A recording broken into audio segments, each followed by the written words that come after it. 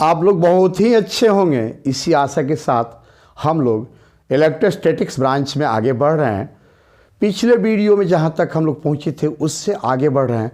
अभी देख रहे हैं हम लोग कैपेसिटर की प्लेट में जब हम कैपेसिटर के दोनों प्लेट्स के बीच में जब डाइलेक्ट्रिक स्लैब को इंसर्ट करेंगे तो क्या होगा, कैपेसिटेंस का, चार्ज का, पोटेंशियल डिफरेंस का, इलेक्ट्रिक फील्ड का, इलेक्ट्रिक पोटेंशियल एनर्जी का, इलेक्ट्रिक पोटेंशियल एनर्जी डेंसिटी का, इन सब पर क्या इफेक्ट पड़ेगा वो देख रहे हैं हम लोग। तो एक ही साथ समझिए, इफेक्ट ऑफ डाइलेक्ट्रिक्स, चाहे effect of dielectric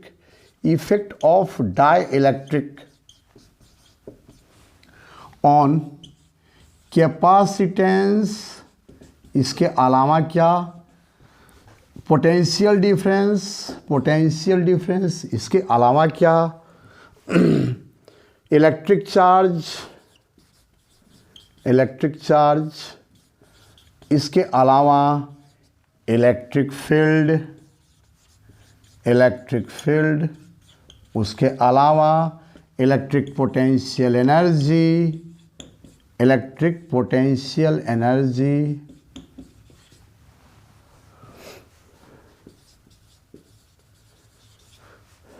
and electric energy density, इन सभी पर कंसीडर कर रहे हैं हम लोग। अब ध्यान दीजिए, एक यह कैपेसिटर है। अब ध्यान दीजिए, इसमें 4 केसेस होंगे, पहले ये भी समझिए।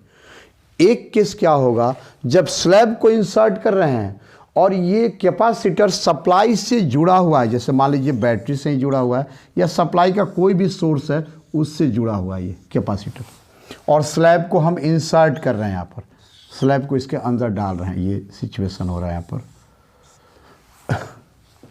ये स्लैब इंसर्ट किया जा रहा है, जो स्लैब और ऊपर तक होगा, यहाँ पर कहीं तक हो।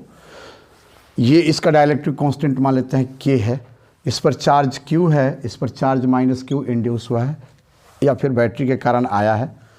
तो इसमें स्लैब को जब इंसर्ट कर रहे हैं सप्लाई के साथ जुड़े हुए कैपेसिटर में, यानी फर्स्ट केस फर्स्ट में चल रहे हैं। When dielectric slab is inserted between plates of capacitor connected with battery. तो देखिए केस फर्स्ट में, इसमें जब बैटरी से कनेक्टेड है तो स्लैब जब आप डालिएगा तो एक चीज़ तो स्पष्ट है कि जब स्लैब पहले आप नहीं डाले थे तो इन एयर, जब एयर था, या फॉर एयर लिखें ज़्यादा बेटर होगा, फॉर एयर और वैक्यूम, जब वैक्यूम या एयर किसी के लिए देखें तो capacitance C is equal to आता है एप्सिलॉन नॉट A/D, D जहाँ दोनों प्लेट्स के बीच का डिस्टेंस है यहाँ पर, और एरिया इसका A मान लेते हैं, यही एरिया A है, दोनों का एरिया A और डिस्टेंस D है। एप्सिलॉन नॉट वो परमिटिविटी समझ ही रहे हैं आप, ये C0 एज्यूम कर लेते हैं इसको। फॉर डाइलेक्ट्रिक मीडियम के लिए आपको ध्यान होगा capacitance C is equal to आ जाता है एप्सिलॉन नॉट K/D। पिछले वीडियो में हम डाले भी हैं या आप लोग पढ़े भी हैं कैसे, जिसमें K का वैल्यू, वेयर K जो होता है वह डाइलेक्ट्रिक कांस्टेंट है जिसका वैल्यू 1 से बड़ा होता है। तो क्लियर है कि C जो है वो C0 से क्या होगा, बड़ा होगा। यानी इस सिचुएशन में कैपेसिटेंस C क्या होता है, इंक्रीजेज, कैपेसिटेंस इंक्रीज करता है जब डाइलेक्ट्रिक स्लैब को इंसर्ट करेंगे तब। अब ध्यान दीजिए पोटेंशियल डिफरेंस का क्या होगा, तो जो पोटेंशियल बैटरी के इस टर्मिनल का है, वही पोटेंशियल यहाँ तक होगा, और जो पोटेंशियल यहाँ है वही पोटेंशियल यहाँ तक होगा। यानी कैपेसिटर के दोनों प्लेट के बीच में कोई पोटेंशियल में डिफरेंस नहीं मिलेगा। पोटेंशियल डिफरेंस क्या होगा, कांस्टेंट होगा। इसको मैं A लिख देते हैं A नंबर में, ये पोटेंशियल डिफरेंस B नंबर में चल रहा है, भी कांस्टेंट होगा इसमें जब इंसर्ट करेंगे स्लैब को। तो C नंबर में चल रहे हैं, charge Q is equal to CV से देखिए तो भी कांस्टेंट है और C यहाँ इंक्रीज कर रहा है, तो चार्ज भी क्या होगा, इंक्रीज करेगा, इंक्रीजेज, चार्ज इंक्रीजेज।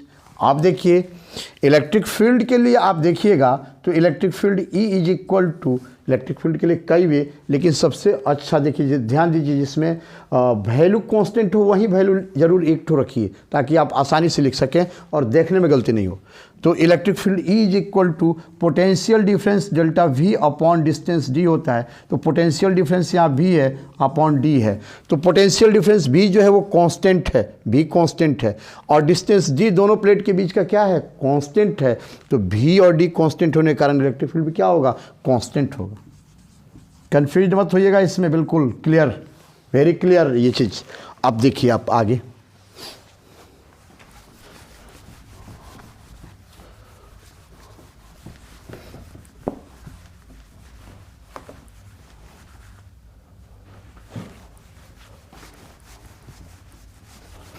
अब ध्यान दीजिए आप यहाँ पर इलेक्ट्रिक पोटेंशियल एनर्जी का क्या होगा, ई नंबर में लिख रहे हैं। Potential energy U is equal to half Q square by C, half से भी स्क्वायर, हाफ क्यू भी, जो ले चाहे ले सकते हैं, लेकिन ध्यान ये रखना है कि एक कांस्टेंट वाला लीजिएगा तो आसानी से आप वहाँ पर वो पहुँच सकते हैं कि हाँ डिटरमाइन कर सकते हैं कि बढ़ेगा वैल्यू कि घटेगा कि कांस्टेंट रहेगा, इंक्रीज डिक्रीज या कांस्टेंट। तो यहाँ हाफ सी बी स्क्वायर इसलिए ले रहे हैं कि भी कांस्टेंट है और C इंक्रीज हो रहा है, तो क्लियर है कि V कांस्टेंट C इंक्रीज, तो ये इंक्रीजेज, कोई डाउट नहीं।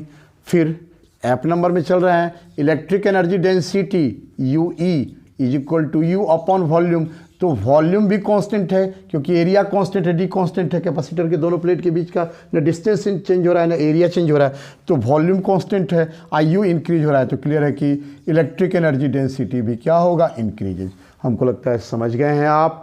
चलिए आगे बढ़ा जाए। अब केस सेकंड में चल रहे हैं। केस सेकंड क्या है, यहाँ पर केस सेकंड देख लीजिए, इसी से रिलेटेड केस सेकंड।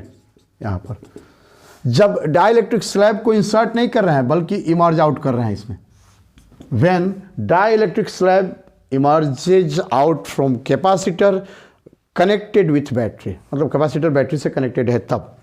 तो इस सिचुएशन में पहले कैपेसिटेंस देखिए C का, जब स्लैब को निकाल दिया जाएगा तो डाइलेक्ट्रिक कांस्टेंट का वैल्यू घट जाएगा, तो C क्या होगा, इंक्रीजेज से डिक्रीजेज, उलट जाएगा, डिक्रीजेज हो जाएगा।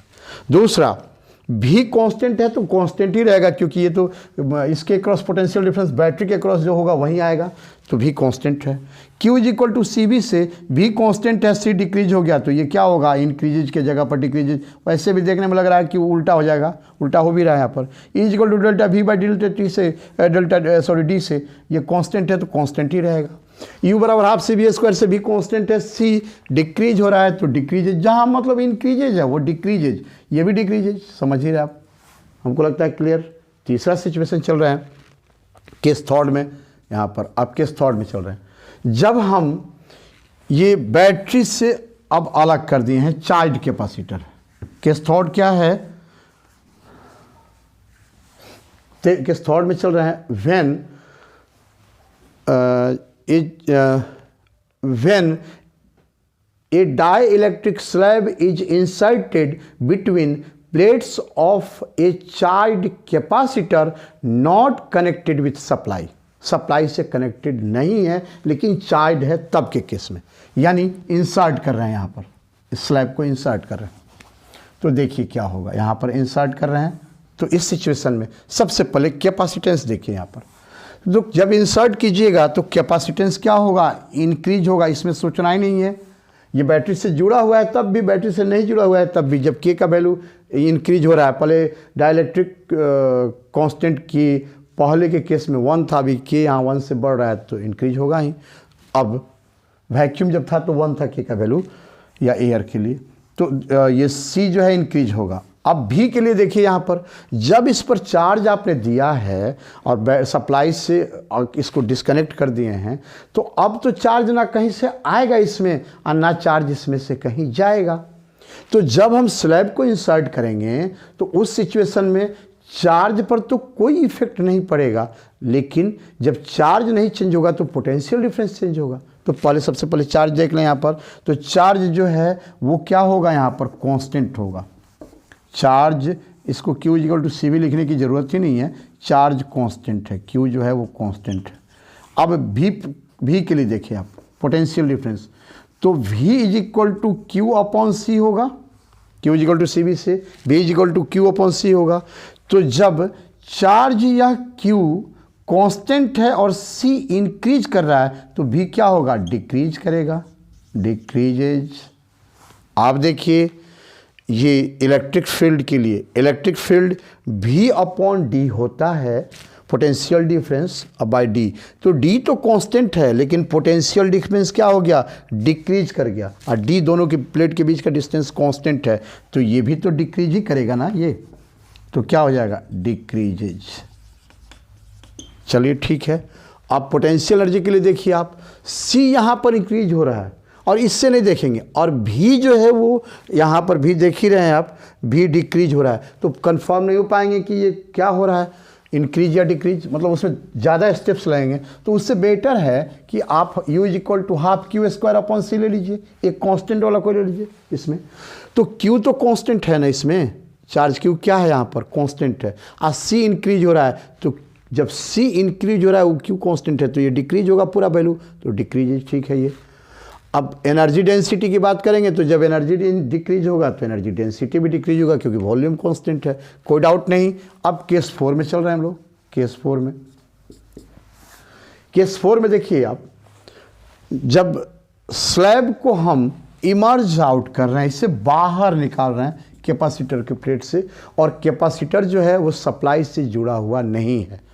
When dielectric slab emerges out from capacitor not connected with supply, battery से या सप्लाई से जुड़ा हुआ नहीं है और चार्ज कैपेसिटर है, तो देखिए यहाँ पर, तो जब बाहर निकालिएगा तो कैपेसिटेंस C जो होगा वो तो क्लियर है कि डिक्रीज होगा, उसमें तो सोचना ही नहीं है, कई बार हम लोग देख चुके। अब पोटेंशियल डिफरेंस की बात करें तो वो स्पष्ट है कि सब उल्टा आते जाएगा, डिक्रीज है तो इंक्रीज होगा। लेकिन देख लीजिए आप, चार्ज Q जो है वो कांस्टेंट है और C यहाँ डिक्रीज किया तो V क्या होगा, इंक्रीज करेगा, इंक्रीजेज। चार्ज Q कांस्टेंट है तो वो कांस्टेंट है, यहीं रह जाएगा।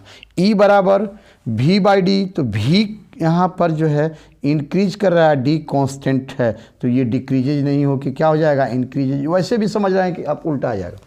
अब पोटेंशियल एनर्जी देखिए, हाफ क्यू स्क्वायर बाई सी से Q तो कांस्टेंट है और C यहाँ पर डिक्रीज कर रहा है तो ये पूरा वैल्यू क्या होगा, इंक्रीजेज। आप देखिए एनर्जी डेंसिटी, यह भी इंक्रीजेज, चूँकि वॉल्यूम कांस्टेंट है और यह इंक्रीज कर रहा है तो इंक्रीजेज, कोई डाउट नहीं। हमको लगता है बिल्कुल आप समझ गए होंगे। तो हम ये सोच रहे हैं कि इस वीडियो में यही टॉपिक केवल डालें, इतने ही टॉपिक का वीडियो यानी छोटा वीडियो बनाएं, और नेक्स्ट जो टॉपिक्स हैं या प्रॉब्लम्स है जेई पर्पस से वो हम अगले वीडियो में डालेंगे। Thank you.